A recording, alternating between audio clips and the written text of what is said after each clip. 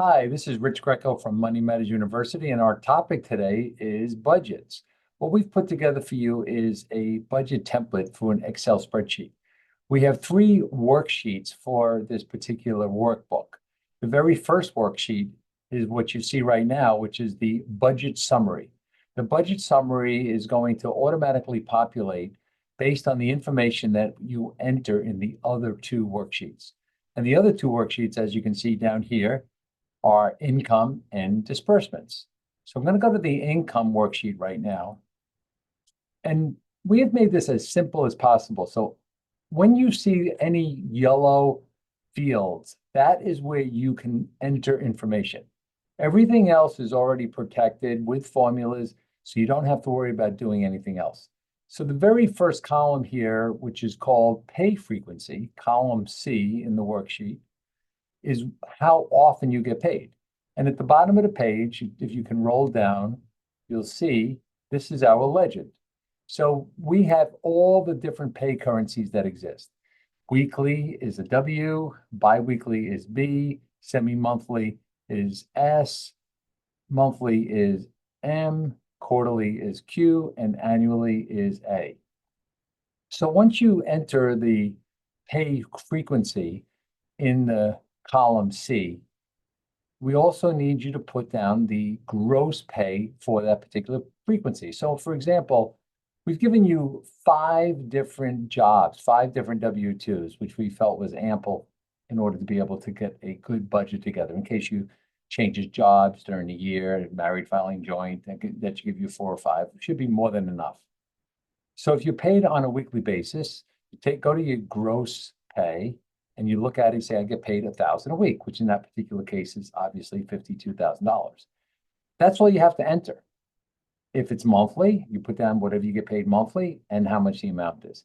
It will automatically calculate the annual and the monthly budgets, which you're going to see on the very front summary in order to be able to give you an idea of how much surplus you may have by the end of the year. So in addition, we wanted to make sure that you have a good understanding of how much taxes are being withheld. So again, where the yellow fields are in these other sections, this is the federal income taxes that you have withheld. And if you live in a state with state taxes and local taxes, you can enter the information here. I suggest you pull this right off of your pay stub, the most recent pay stub that you have, as long as it's not including any other additional income like commissions or bonuses. As long as it's your normal pay stub, you take that information and it should be the same from period to period. As far as Social Security and Medicare withholding, you don't have to worry about that because we have that automatically calculated. So as you can see, there's not a lot of information that you need to enter here. Where the bulk of the information to enter is going to be in the disbursements.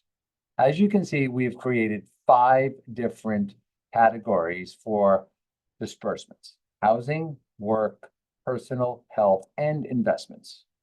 Because we want to make sure that you do have enough funds available to put them into your investments while you put together your regular budget.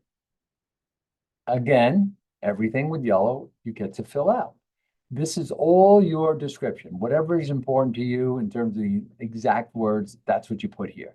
So we've just taken a stab at a number of different items that are typical for most people within a regular family budget. And under the housing, for example, as you can see, rent or mortgage, and then electric and gas. What you need to do is you need to write in the dollar amount for that particular period. So $2,000 a month for rent. So that's what you put in there. Anything that's on an annual basis, for example, maybe you do outdoor cleaning once a year, you do a big project and it's $2,400. We're just estimating these. These are just numbers that we put in to give you a guideline.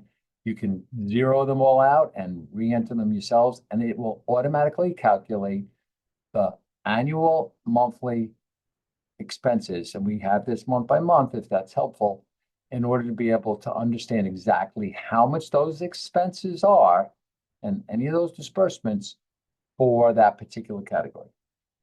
So if you work, you just put gasoline, clothing, etc. Personal is cosmetics, haircut, manicure, any toiletries. And in addition, we also added here under personal, any credit card bills that you may have. Even though it's not something you may be going out and purchasing today, if you have any existing credit cards and you're paying on a monthly basis, you want to make sure that you record that here because you need that to calculate your actual cash flow. And this is all summarized down on the bottom of this sheet. And this is now saying in this particular case, as you can see, $56,161 is what the estimated dollars going out, the total disbursements. And if I'm going to go back to the income statement here, we're saying that your income that's coming in is 56,609. Well, you don't have to worry about thinking about that in your head because we've done that for you, as I mentioned at the beginning, and this is your budget summary. So for this particular situation, we are saying that your annual amount of money that you're getting is $56,609, and that's net of your taxes, less these 5 categories, the housing, work, personal, health, and then why did we use investment? Because we want to make sure that you put some money away, and we just put 10% here. So we took 10% of your amount of net pay, and we put that against investments. And as you can see, it's a pretty much break-even budget. Now, yours is going to be different. Most of them are not going to be right on break-even. Some of them are going to have great surpluses, and some of them are going to have pretty significant deficits. If you have some deficits, you need to go back and look at your disbursement sheet, and you need to make some adjustments that are realistic adjustments. Don't just say, oh, we're going to pay less. Like certain things in here, if you take a look at this, you don't really have, we have groceries, but we really didn't put any dollars in here, right? We just had the description, which means you put that in, you may end up with a deficit, but there may be some expenses in here that you don't have, and maybe you're making more income. This is just a sample. So hopefully this is really helpful for you. If there's any additional information that you need, we're always there for you, and we'll be able to update this model going forward. But right now, this is our basic budget, and I hope that this was really helpful. Again, Rich Greco from Money Matters University.